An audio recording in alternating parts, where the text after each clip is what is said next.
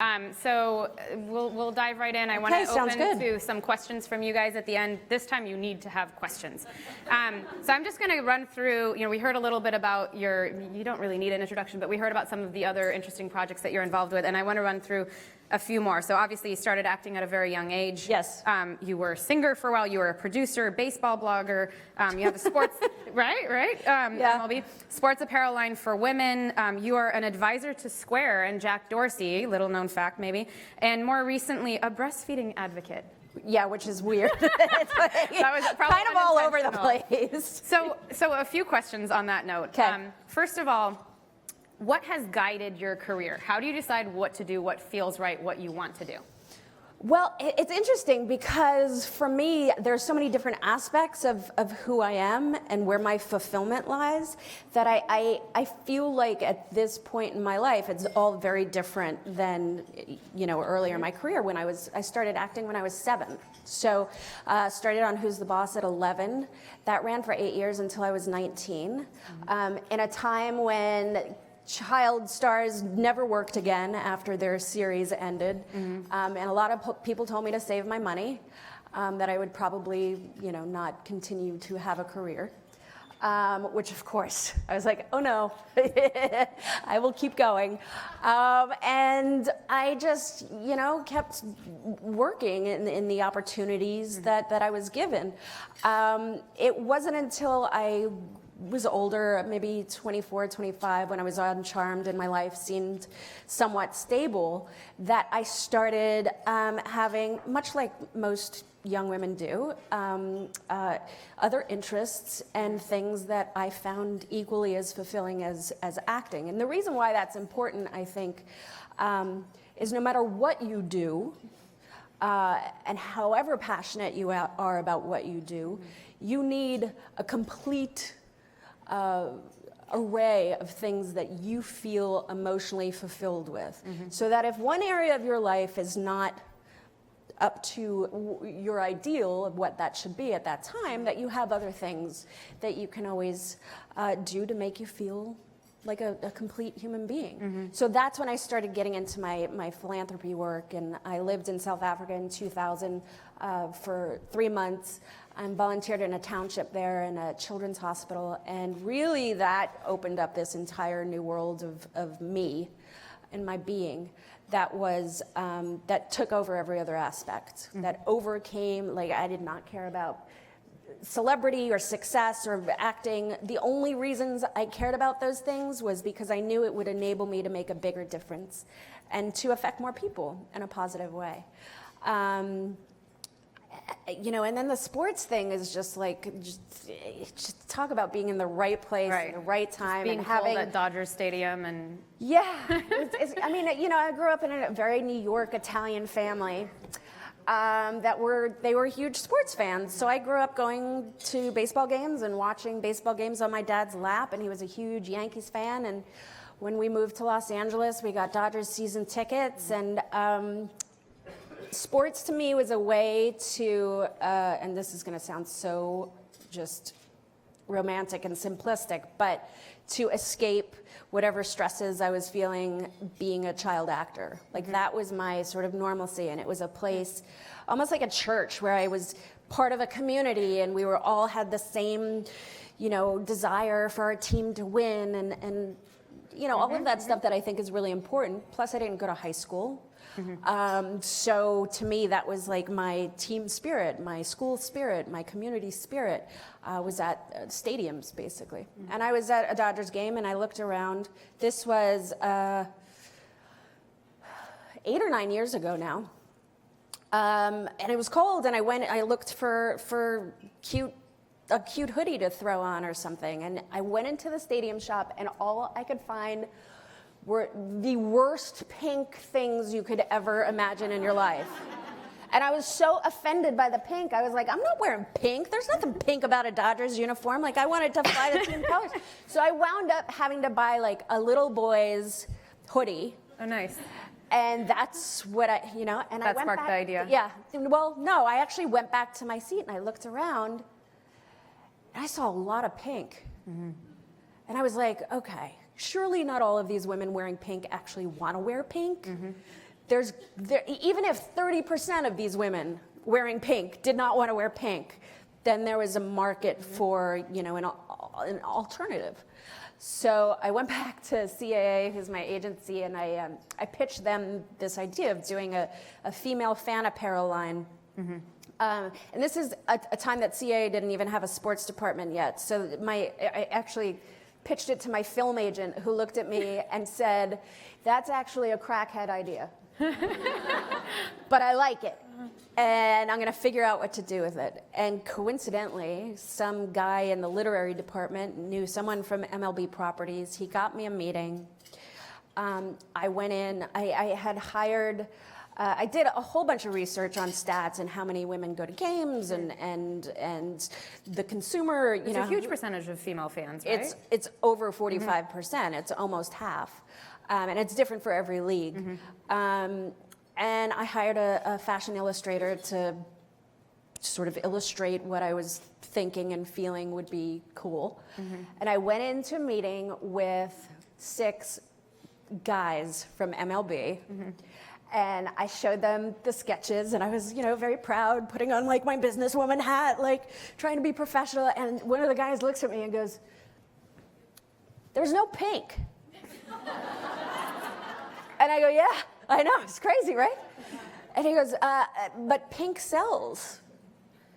And I said, "Yeah, pink sells because it's the only thing you're making specifically for the female fan. I guarantee you, if there was a pink boxy t-shirt made out of crappy fabrics versus this, you know, very flattering silhouette made of soft fabrics, they're going to go for this silhouette." And I don't know if they necessarily understood the idea as much as they could see that I was super passionate about it. And so they gave me the licensing. And they had the exclusive for the first year. And 3 weeks after the line came out, it sold out. And by the second year, we had all the leagues lined up. So now I'm the only female licensee that has the licensing for every major league in every major sport, which is pretty cool. Thank you. Yeah. So, and you also did this graphic novel. It seems like you're very comfortable sort of crossing over gender norms. And at the same time, you're also very comfortable with yourself as a woman, as a mother, breastfeeding pictures, all that. Has that, you've also grown up and you've kind of gone through this journey in the public eye. Has that been a natural thing? Have you always been your, you know, authentic, holistic self in the public eye, or did that take, was that a hard process for you? I don't know any differently, right? So I've always grown up in the public eye. So for me, I didn't, and I think that's kind of why I'm so sane, because I didn't have a private life ever, really. Like, my whole life has been sort of on display. So to me, sharing moments of my life and who I am and the things that I love is something that I take great pride in, because it's always been that way for me. So to be like my whole self, I would say, I'm having a very hard time as a mom right now processing this this very serious gender gap issue that we have, because, and I don't know if it's because I was raised by 60s parents who felt like they've already fought this fight, and that they fought it for me, and that I was raised to believe I could do anything, and that I was completely and totally an equal, and that I should have no fear about my opinions or talents being valued any less than a man's. But now, being in this time right now and raising a little girl and knowing, being aware, because the conversation is so in the forefront and relevant, I have a hard time processing like how I'm supposed to overcome that, and raising a son, by the way, which is equally as important, I think, in raising, in giving women equality, is how we raise our boys too. So it's something that I don't have all the answers to or have mastered, and it's something that it's hard for me to sort of wrap my head around it. Because what's the hardest part about it? What's the challenge? The challenge is that we keep seemingly fighting for the same things over and over, and most of it's equality, whether it be gender or race or sexuality, whatever it is, we just keep fighting the same fights generation after generation, and it sucks. I don't get it. It just makes no sense to me. You, on that note, you're very active on Twitter, and you were early on Twitter also. You have a lot of followers, I think close to 3 million. And I just went through, I totally stalked you online, of course. I'm sure I'm not the first to stalk Alyssa Milano. I stalked you too, so it's all good. We're even. There's a lot more information about you. So this is a sample of recent Alyssa Milano tweets, take you inside her mind. So there was a link to a TED Talk on quantum biology, which I know nothing about. There was something about endangered rhinos. You do a lot of retweeting of Bernie Sanders, I noticed. Square's IPO, Atkins recipes, you're a spokesperson, I think. And then my favorite was you had this tweet just very recently, I think after the Paris attack, the attack in Paris, that just said, "I need the world to be better for my babies." What guides you in, I mean, I guess this is similar to the career question, but what guides you in what you put out there, and do you ever censor yourself today? Social media is a really interesting thing to me because when I did not get Twitter at all. When I first joined Twitter, I was like, I don't understand what this is. Like, I have to promote what I'm doing. Like, it didn't make sense. It felt dirty, actually. And I followed all those celebrities that were, made Twitter kind of famous. And every time they did self-promotion, I was just like, oh, it's just not, it's dirty. So I started looking at users that had huge following that weren't famous. I was like, what did these people tweet about? And really, they used Twitter as, they were almost curators of information. And I just found it fascinating that you could follow people of like-mindedness and be able to read their tweets and their links. And so I sort of started using Twitter as a platform to share things that were not only important to me, but that were interesting to me. And I thought that is almost more telling of who I am as a person for my fans than if I were like, catch me tonight at 8 o'clock on TNT, whatever it is. Right. Well, I have to say, it is so refreshing to see a celebrity's Twitter feed that's not just full of like pursed lips selfies, Right. So. Yeah. Selfies might be uncomfortable. Again, it makes me feel dirty. But the thing that really got me really just obsessed with Twitter were the protests in Iran, and how all of the media was blocked out during that time, and we were getting real-time information from users on the ground, and it just felt like such a personal way to get this information because our computers they know everything about us, right? They're like our diaries. They hold all our secrets, and so to get information unfiltered from the ground in Iran really just rocked my world. Really rocked my world. And that's when I was like, this is a powerful tool that, if used for good, can really change the world. And social media in general, look, there used to be, and this is a lot what my comic book's about, but there used to be a time where you needed a leader to create a movement.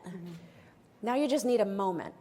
A moment can create a movement with social media, and it gives the voiceless tools to rise up and to fight what they need to fight for, sometimes for worse, which we're seeing now, but hopefully for the better. And the comic book is basically about if Jack Dorsey, who's a dear friend of mine, if he started Twitter, basically a social media company, as a front to being the sole member of Anonymous, and using the algorithms to create positive change. That's awesome. Yeah. So it's. Can we do one question, please? I promised them. She's gonna kill me. Okay, one very, very, very quick question. Anybody? Or I will ask. Yes, back there, real quick, because we are almost out of time here, or we are out of time. Okay, quick question. Yeah.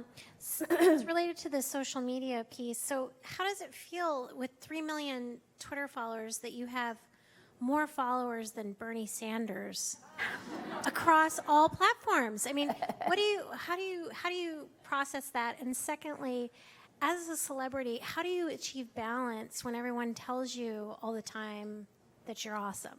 In 20 seconds or less, Alyssa. Well, when I'm breastfeeding, my daughter makes me feel balanced because it's the most, or actually I should say when I'm pumping, because it's the most unattractive thing in the world. That is the equalizer. That is the equalizer, exactly.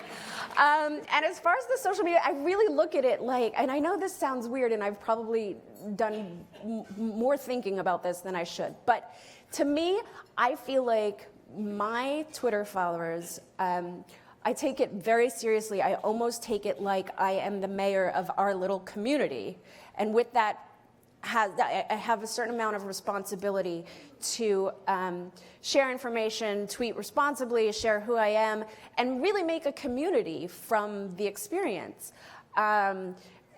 If that means that I can share some info. Do I really have more Twitter followers than Bernie Sanders? Well, I'm going to have to do something about that.